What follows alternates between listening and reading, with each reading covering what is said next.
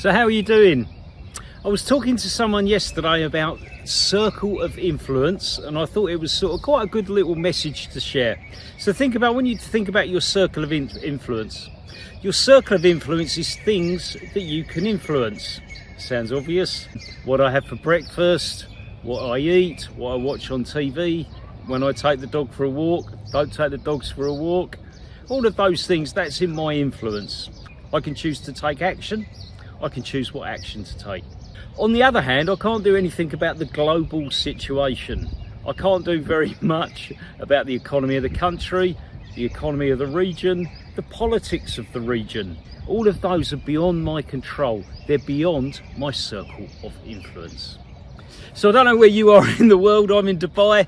Last week or so in Dubai has been a bit of a strange time, a bit of an unusual time.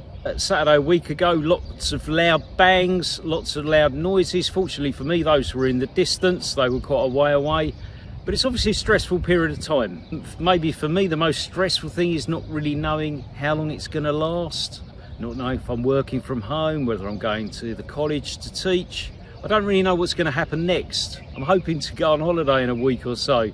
Am I going to be able to fly? Will the airports be open? So these are things that are stressing me out and are very stressful, but they're beyond my circle of influence. There isn't anything I can do about them.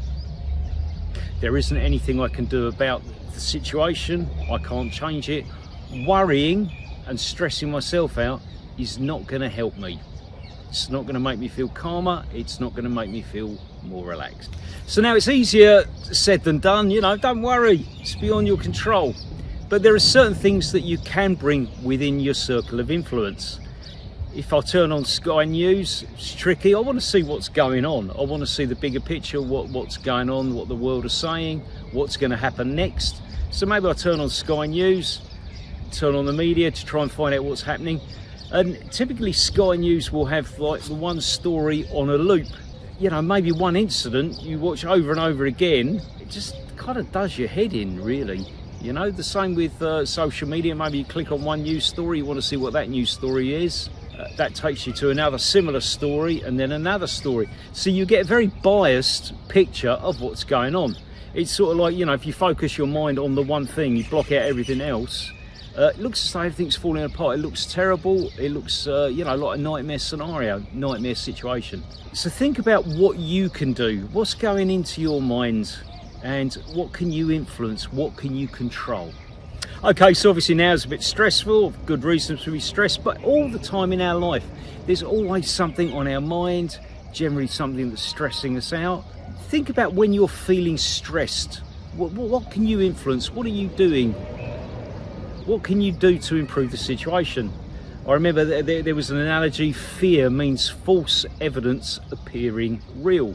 Think about that, you play it over and over in your mind, often something that's never ever going to happen, hopefully. You kind of worry and you spend a lot of energy, you waste a lot of time, mental energy, stressing yourself out about something that probably won't happen and that you can't really do much about anyway. Sort of stop yourself when you're feeling overwhelmed, you're feeling stressed. What can you do about the situation? How can you improve it? And how can you make yourself feel better?